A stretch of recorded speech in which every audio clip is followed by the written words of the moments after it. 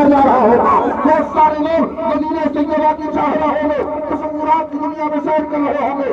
امام احمد رضا نے فرمایا تھا جانو دل ہوش و خرد سب کو مدینے پہنچے, جانو دل ہوش و خرد سب کو مدینے پہنچے. تم نہیں چلتے رضا, تم نہیں چلتے رضا, سارا کیا بات سرکار, کیا بات, سب کو مدینہ پہنچے, تم نہیں چلتے رضا, سارا تو سارا کو سامان گیا. توجہ سے سنیے گا, امام احمد رضا بڑی محبت سے عرض کرتے ہیں, ارشاد فرماتے ہیں ارے خدا کے بندو کوئی میرے دل کو ڈھونڈو, بہت خوب, بہت خوب, کوئی میرے دل کو ڈھونڈو.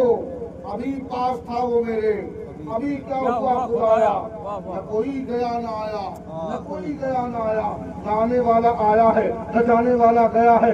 امام احمد رضا کے سینے میں دھڑکنے والا دل امام احمد رضا کے وجود کو چھوڑ کر غائب ہو گیا ہے. ہم محبوبان بارگاہ الہی امام احمد رضا کے دل کو تلاشنے میں لگے ہوئے ہیں. الگ الگ لوگوں نے الگ الگ جگہوں نے امام احمد رضا کے دل کو تلاش کیا, اور تلاشتے تلاشتے خانہ کعبہ کے قریب پہنچے. حجر اسود مقام ابراہیم کے قریب پہنچ کر میزاب رحمت اور مستحب کے قریب پہنچ کر خانہ کعبہ کے قریب پہنچ کر کربلا معلیٰ بغداد مقدس اجمیر مقدس میں تلاش کیا. ان تمام مقامات مقدسہ نے جب امام احمد رضا کا دل نہ ملا, اور تلاشتے تلاشتے وہ سارے امام احمد رضا کے دل کے متلاشی, امام احمد رضا کے دل کو ڈھونڈنے والے جب مدینہ طیبہ پہنچے, مصطفیٰ کریم کا آستانہ کرم دیکھا, مصطفیٰ دیکھا تو دیکھا امام احمد رضا کا دل روضہ مصطفیٰ کے قریب دھڑک رہا ہے,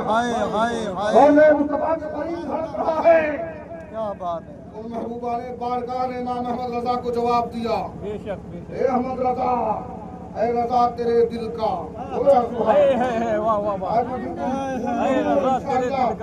میں جانتا ہوں کہ آپ اور نہیں ہوں, واہ واہ, اے رضا تیرے دل کا, واہ اے رضا تیرے دل کا ہمیں پتہ چلا بمشکل. واہ, بہت محنت کی, بہت ڈھونڈا, بہت جگہوں میں تلاش کیا, بڑے بڑے مقامات مقدسہ میں حاضری دی.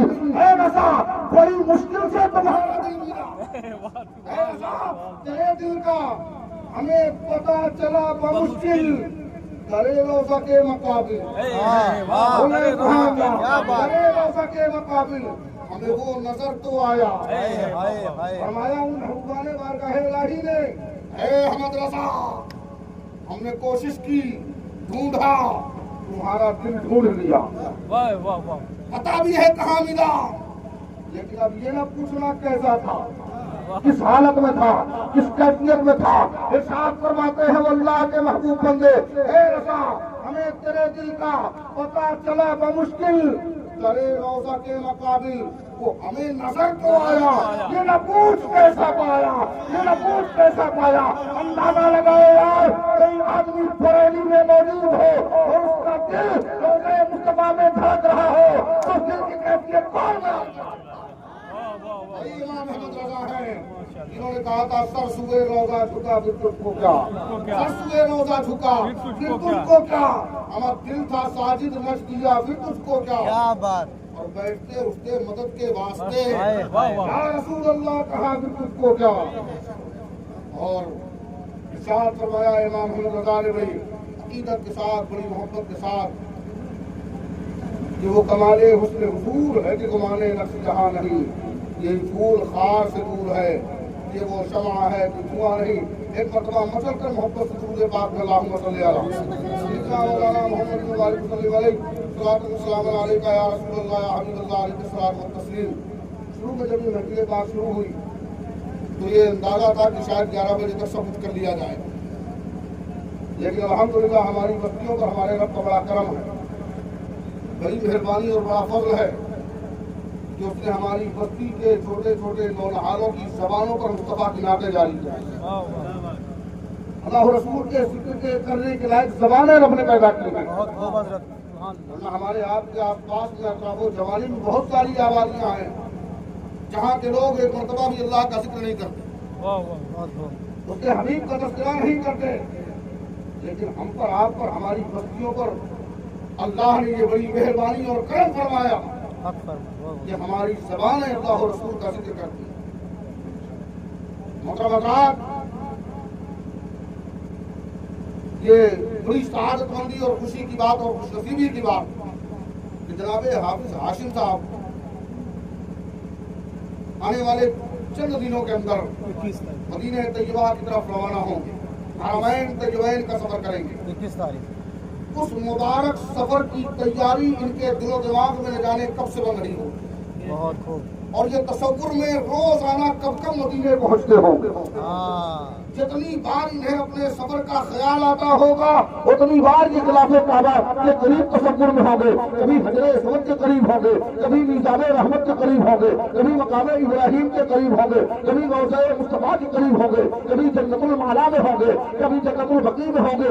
جب جب انہیں اپنے اس سفر کا خیال آتا ہوگا مدینہ طیبہ کی بہاریں یاد آتی ہوگی، روضہ مصطفیٰ کا جمال یاد آتا ہوگا، اللہ کی وہ مبارک تجلیاں جو خانہ کعبہ پر نازل ہوتی ہے، ان تجلیوں سے جلوے نکلتے ہیں، وہ جلوے یاد آتے ہوں گے۔ گویا کہ یہ بیٹھے تو ہمارے آپ کے درمیان ہیں، لیکن ان کے دل و دماغ میں جو ذہن و فکر میں تصور اور خیال گردش کرتا ہے وہ روزانہ مدینے جاتا ہے۔ بہت خوب۔ اللہ کرے کہ ہمارا آپ کا مزاج بھی ایسا ہی۔ اللہم آمین۔ جی نماز عشاء کے بعد ہی بیٹھے تھے، ہمارے سردار ماموں نے کہا کہ مولانا پیسہ لو، میرے کاغذات لو، میرا بھی پاسپورٹ تیار کراؤ۔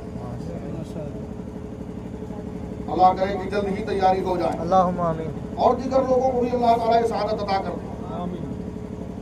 یار ہم بچپنے سے لے کے بڑھاپے تک چھوٹی سی چھوٹی بڑی سی بڑی لڑکیوں میں تنہائیوں میں دعا کرتے رہتے ہیں، دکھا دے یا الہی کیا بات، کیا بات ہے صاحب، جہاں پر رات دن مولا تیری رحمت برستی ہے۔ کیا بات۔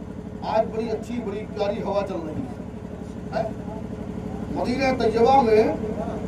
آپ جس وقت باہر نکل کر موسم کا معائنہ کریں، ایسی ہی ہوا، جس وقت آپ مدینہ طیبہ کیا میں بات دائیں ہے، بائیں نگاہ کیا ڈالنے کی نقطہ ہے، کوشش کریں، بہت اچھا نقطہ ہے۔ ہوائیں مصطفیٰ کے شہر نور پہ ہمیشہ سامن بھادوں کی طرح برستی ہے۔ بہت اچھا نقطہ ہے، ایک بار اور تم کے بعد میں اللہم صلی علیہ کیا نقطہ ہے بھائی، ماشاء اللہ۔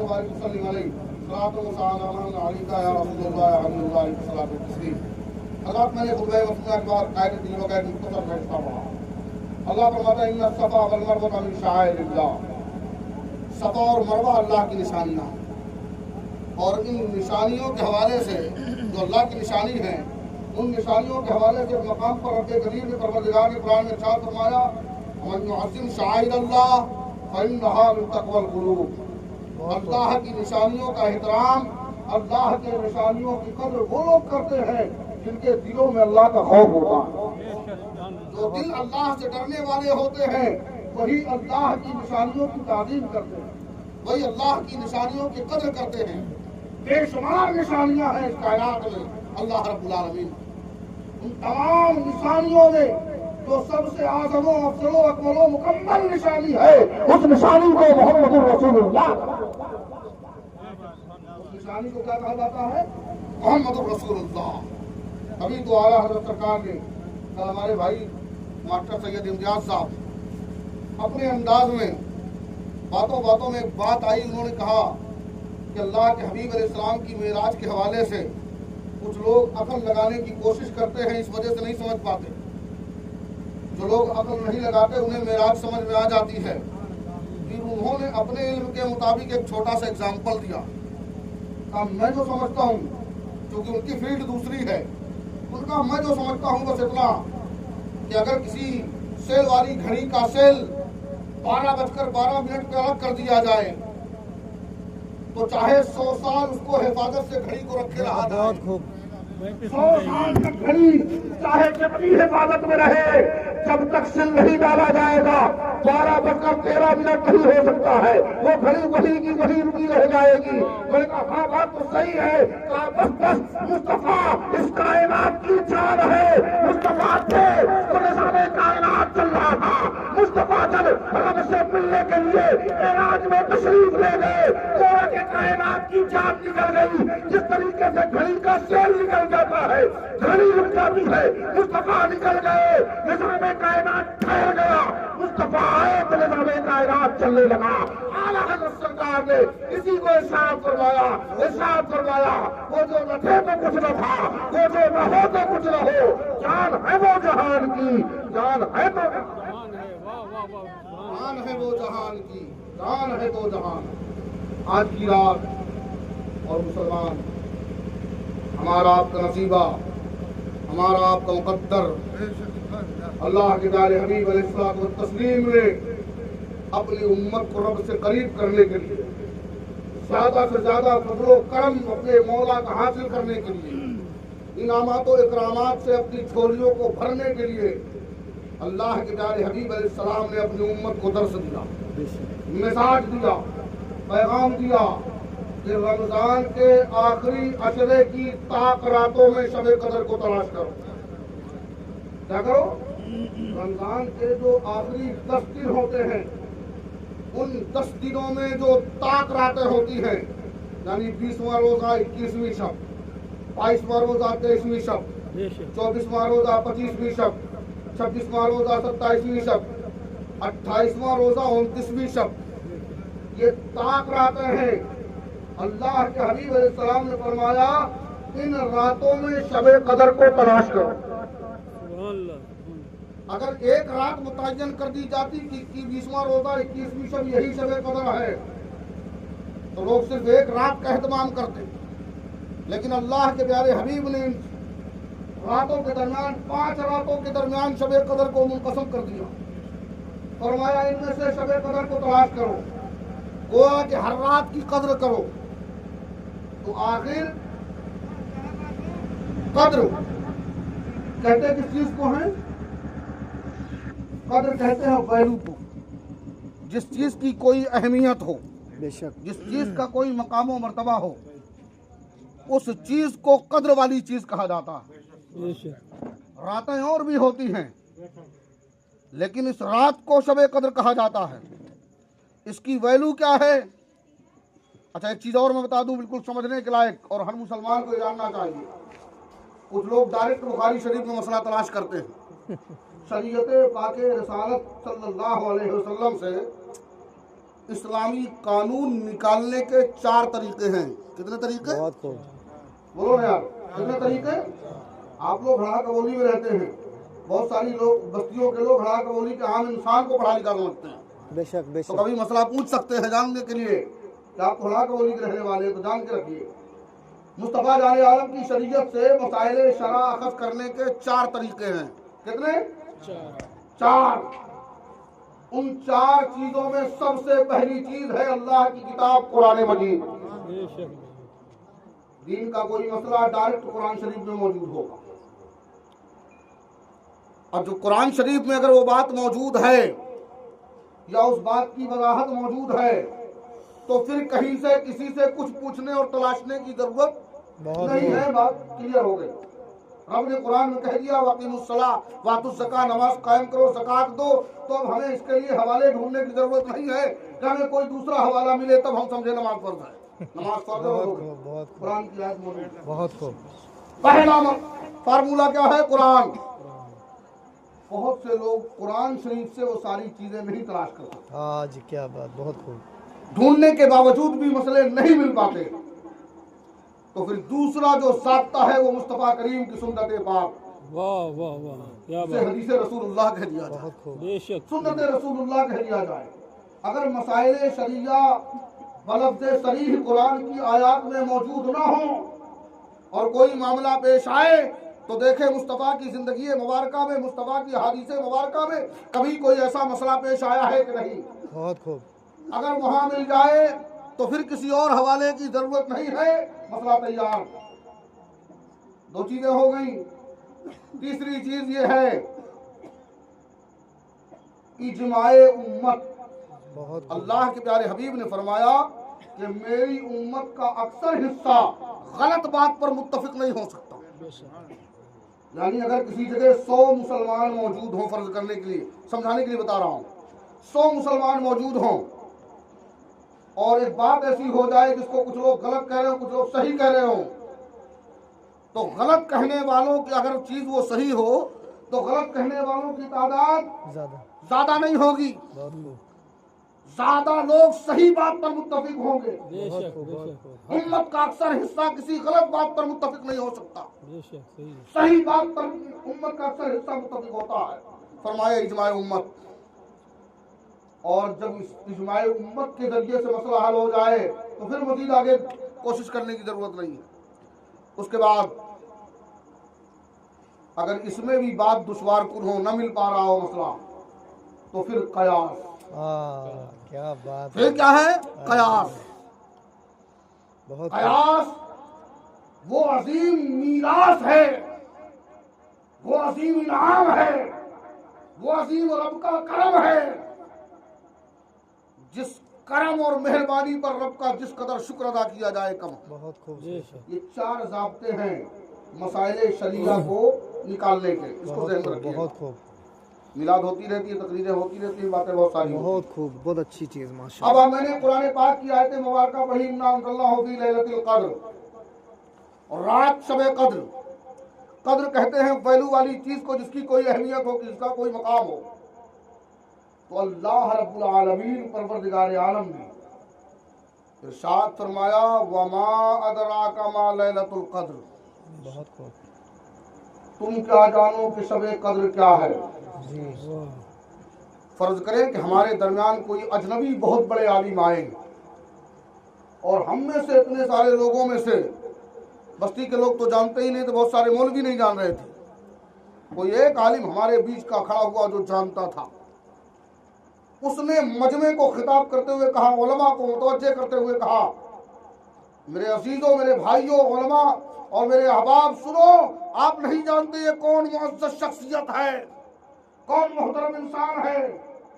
اب یہ بتانے والا گویا کہ جان رہا ہے، بہت خوب، بتانے والا جان رہا ہے، جو کہہ رہا ہے کہ لوگوں تم نہیں جانتے یہ کون ہے، یہ تو فلاں ادارے کے بڑے مفتی صاحب ہے، یہ فلاں ادارے کے پرنسپل صاحب ہے، یہ فلاں حاجی صاحب فلاں ایک انسان ہے۔ گویا کہ اس کی نیکی، اس کی اچھائی، اس کی اہمیت اس بتانے والے کو پہلے سے معلوم تھی۔ سوال تو کر دیا لوگوں سے، لوگوں تم نہیں جانتے ہو، اور دیکھا ہے آپ نے اپنے کرم سے اپنے حبیب کے صدقے اپنے بندوں کو شب قدر عطا فرمائے، اور شب قدر عطا فرمانے کے بعد ارشاد فرمایا وما ادراک ما لیلۃ القدر، لوگوں تم کیا جانو شب قدر کیا ہے۔ تو صحیح بات ہے، ہم کیا جانے شب قدر کیا ہے؟ ہم تو اتنا جانتے تھے کہ لیلۃ القدر ہے، اب لیلۃ القدر کیا ہے؟ تو اللہ رب العالمین نے خود سوال قائم کرتے ہوئے مبارک جواب ارشاد فرمایا میرے بندو، میری رحمت سے گھبراؤ مت، مایوس مت ہو، تمہارا رب جو تمہیں شب قدر دے رہا ہے اس کا مقام بھی تمہیں بتا رہا ہے۔ ارشاد فرمایا اسی سورہ مبارکہ میں لیلۃ القدر خیر من الف شہر، لیلۃ القدر وہ ہے جو 1000 مہینوں سے بہتر ہے۔ اچھا، 1000 مہینوں سے بہتر ہونے کی وجہ کیا ہے؟ کیا شب قدر میں 2-3 چاند نکل آتے ہیں، یا شب قدر میں رات ہی میں سورج نکلتا ہے؟ یہ 1000 مہینوں سے بہتر کیوں ہے؟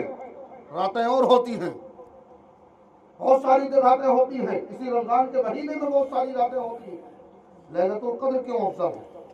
لیلۃ القدر کیوں 1000 مہینے سے بہتر ہے؟ تو اس کے بہت سارے جوابات قرآن و حدیث کی روشنی میں دیے جا سکتے ہیں۔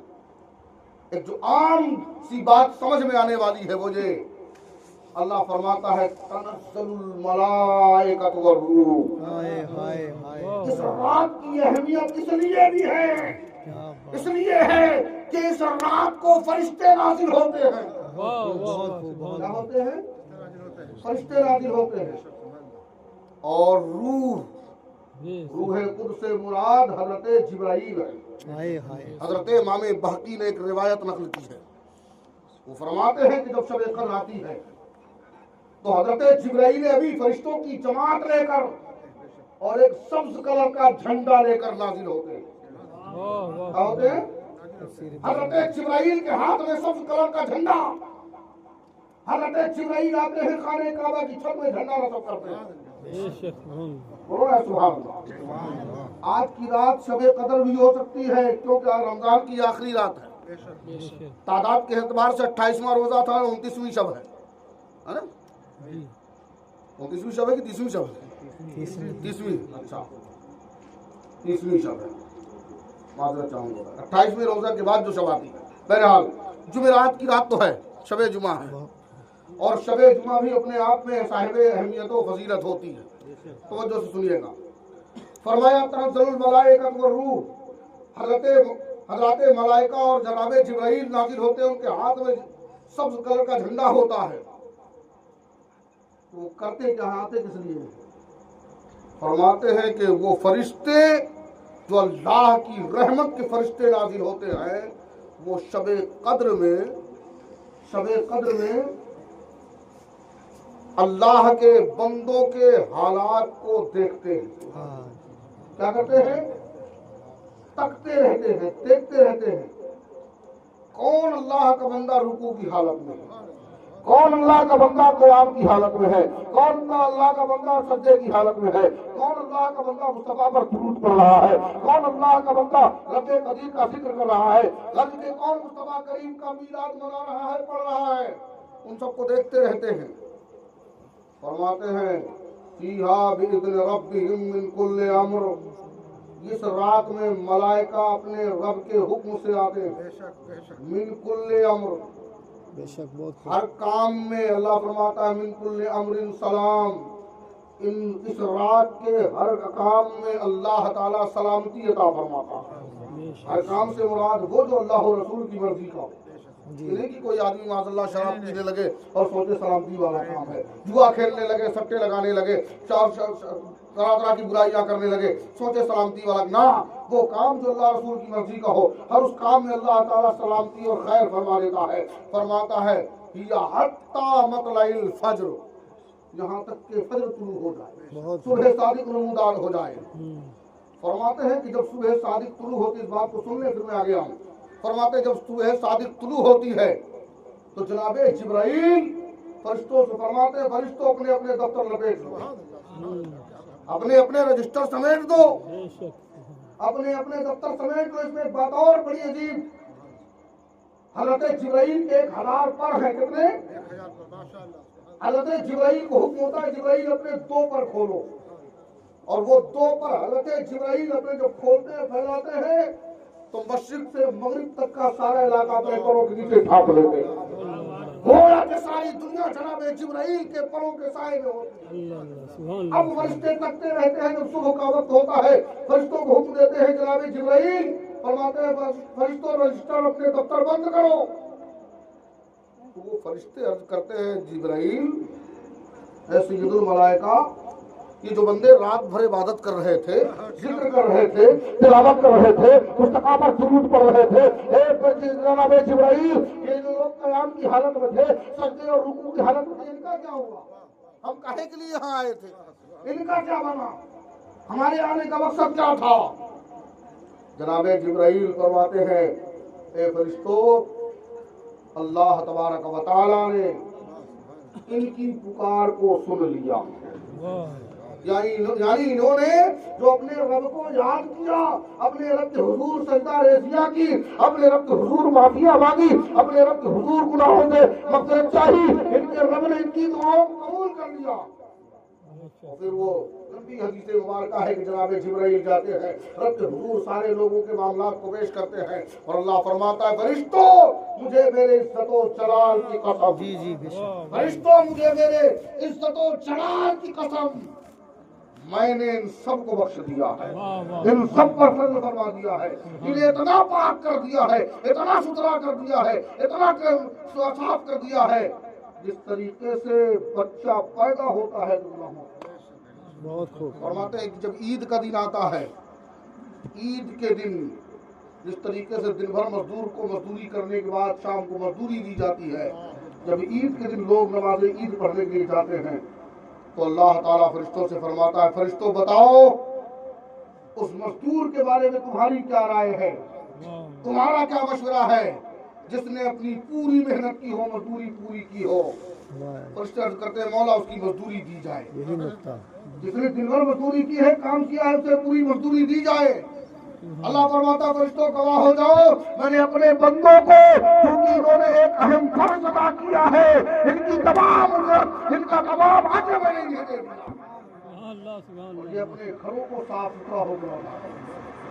یہ اللہ تعالیٰ ہم پر آپ پر کرم فرماتا ہے، لہذا اس رات کی یعنی رمضان کی آخری رات ہے، ہمیں اس کی قدر کرنا چاہیے۔ آنے والا دن ہے خیر و برکت والا، حافظ حاصل صاحب عمرہ کے لیے تشریف لے جائیں گے، اللہ کرے کہ بہت سارے لوگ ہوں اور مدینہ طیبہ کا سفر ہے، اور سلسلہ چونکہ چل گزرا ہے، بہت سارے لوگ جانے لگے ہیں، لیکن ایک بات میں چپتی ہوئی کہہ دوں، بہت سارے لوگ جو صلاحیت ہیں کہ وہ حج کر سکتے ہیں، انہیں چاہیے کہ وہ حج کریں، لیکن وہ حج نہیں کرتے، نہ جانے ان کی کیا پریشانی ہے۔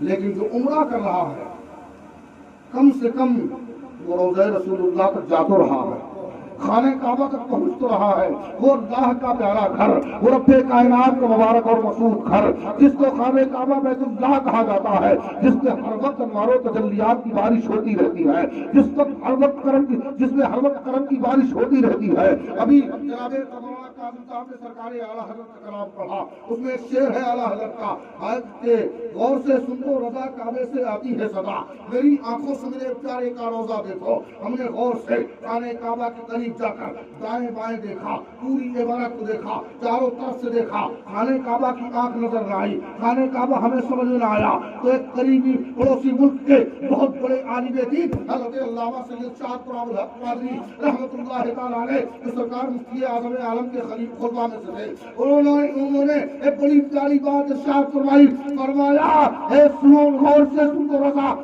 کعبے سے آتی ہے صدا۔ اس شعر پر غور کرنے والے، خانہ کعبہ کی آنکھ تلاش کرنے والے، اگر تجھے خانہ کعبہ کی آنکھ دیکھنا ہے تو جا پرنالہ رحمت، جسے میزاب رحمت کہا جاتا ہے، اس میزاب رحمت کو متوجہ ہو کر دیکھنا، غور سے دیکھنا، وہ رسول اللہ کے مصطفیٰ کی طرف میزاب رحمت کو رکھا گیا ہے، اور وہ اشارہ کرتا ہے اس طریقے سے سڑک پہ لگے ہوئے پتھر پہ ایک ایرو بنا رہتا ہے، اور وہ بتاتا ہے آنے والا شہر اس طرف ہے، آنے والا مقام اس طرف ہے۔ وہ خانہ کعبہ میں پرنالہ رحمت جو لگا ہے وہ اشارہ کرتا ہے، اے لوگوں جس کو جو کعبے کا کعبہ ہے وہ مکے میں نہیں ہے، وہ اس طرف ہے، اسے مدینہ کہا جاتا ہے۔ تبھی تو اعلیٰ حضرت نے کہا تھا حاجی واش من چاہ کا روزہ دیکھو، کعبہ کو دیکھ چکے کعبے کا کعبہ دیکھو، غور سے سن کو رضا آتی ہے کعبے سے صدا، میری آنکھوں سے میرے پیارے کا روزہ۔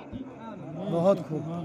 فرمایا اللہ رب العالمین نے ان الصفا والمروہ من شعائر اللہ، صفا اور مروہ اللہ کی نشانی ہے، ومن يعظم شعائر اللہ فإنها من تقوى القلوب، اور اللہ کی نشانیوں کی قدر وہ لوگ کرتے ہیں، تعظیم و توقیر وہ لوگ کرتے ہیں جن کے دلوں میں اللہ کا خوف ہوتا ہے۔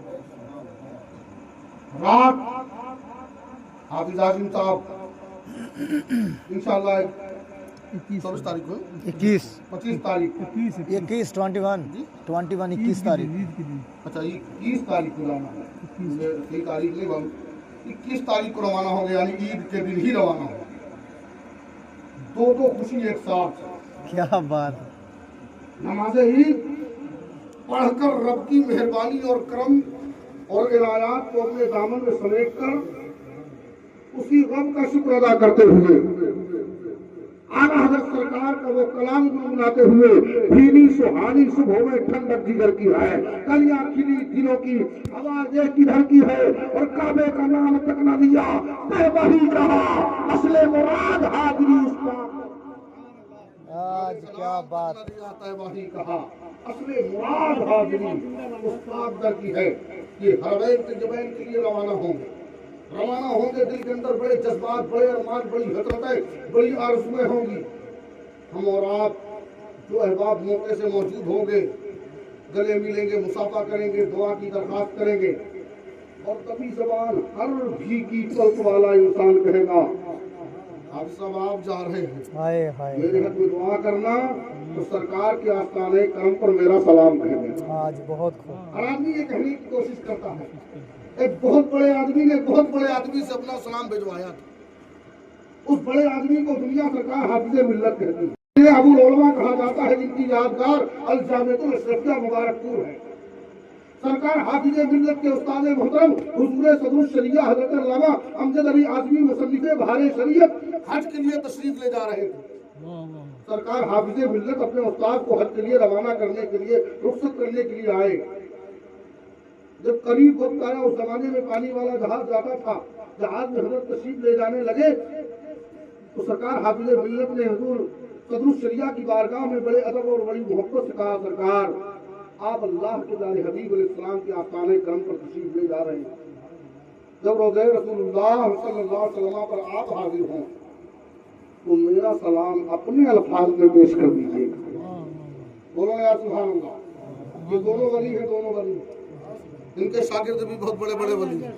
कोई शक एक नहीं। वली ने एक वली से रसूलुल्लाह के दरबार में सलाम पेश करने के लिए कहा, हुजूर आप जा रहे हैं, मेरा सलाम अपनी ज़बान से अपने अल्फाज से कह दीजिएगा। हुजूर सदरुस शरिया बहुत बड़े आलिम, बेशक बहुत बड़े आलिम सरकार सदरुस शरिया।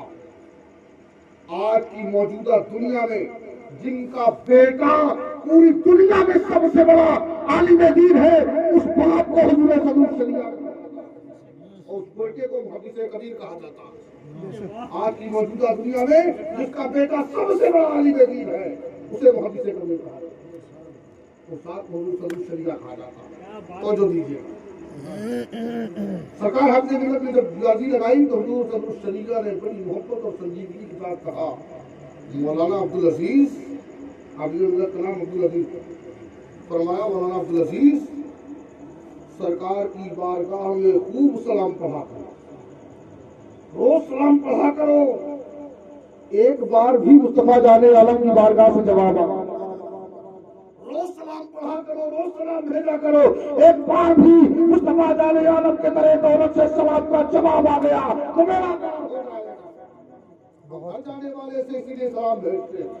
हम अपनी मस्जिदों के मेहराबों से, मेंबरों से, अपनी महफिलों से, निजी खान महफिलों से इसीलिए मुस्तफा पर दुरूद व सलाम पढ़ते हैं। हम जिंदगी भर पढ़ेंगे, मुस्तफा एक मरतबा जवाब दे देंगे, दुनिया भी कामयाब हो जाएगी। बहुत खूब, बहुत खूब। ऐसा हुआ है जिनके सलामों का जवाब दिया गया है ना, आज भी उनकी अजमतों के खुतबे मेंबरों मेहराब पर गूंजते हैं। बहुत खूब। आरगाहे रिसालत में जनाबे हजरत सैयद अहमद कबीर रिफाई ने कहा था, हाँ या रसूल अल्लाह, अपने शहर, अपनी आबादी, अपने मुल्क में, अपने वतन में होकर अपनी रूह को अपना नाइब बनाकर, अपना खलीफा बनाकर या रसूल अल्लाह की बारगाह में भेजता था। ए अल्लाह के हबीब, मेरी रूह, मेरा ख्याल, मेरा तसव्वुर आपके दरबार में सलामी पेश करता था। ए अल्लाह के हबीब, ये तो बड़ी मेहरबानी हुई, आपकी करम हुआ, रब ने फज़ल फरमाया कि आज मैं आपके दरबार में हाजिर हूँ। ए अल्लाह के रसूल, अभी तक मैं यूं ही सलाम भेजता था, या रसूल अल्लाह, आज दरे दौलत में हाजिरी का शब्द मैसर आया है। दिल के अंदर ये तमन्ना है कि मुस्तफा जाने आलम आप अपनी तुरबते अतहर से अपना नूरानी हाथ बाहर कर दे, मैं उसे बोसा देना।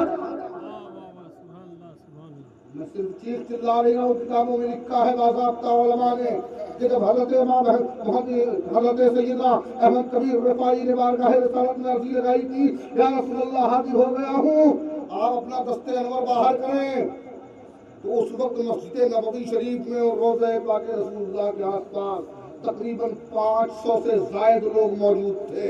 जब मुस्तफा जाने आलम ने वो अपना नूरानी हाथ, जिन हाथों में चमकने वाली उंगलियों के बारे में इमाम अहमद रज़ा ने इरशाद फरमाया, उंगलियां हैं फैज़ पर, टूटे हैं प्यासे झूम कर, नदियां पंजाबे रहमत पर है जारी, नदियां पंजाबे रहमत की है जारी, वाह वाह। वही उंगलियां हैं जो जमीन की छाती पर खड़े होकर मुस्तफा आसमान की बुलंदी पर इशारा करते, डूबा हुआ सूरज पलट कर आ जाता, आला हज़रत इरशाद फरमाते, चांद उल्टे पांव पलटे, सूरज उल्टे पांव पलटे, चांद इशारे से हो चाक, अंधे नजदी देख ले कुदरत रसूलुल्लाह की। यही मुस्तफा करीम की प्यारी उंगलियां है, मुश्ते रिसालत है, मुस्तफा करीम अलैहिस्सलातु व तस्लीम का यही मुबारक दस्ते नूर है। आला हज़रत इरशाद फरमाते हैं, आज जिस दिन उठा गनी कर दिया मौजे पहले समा। क्या बात है, क्या बात है।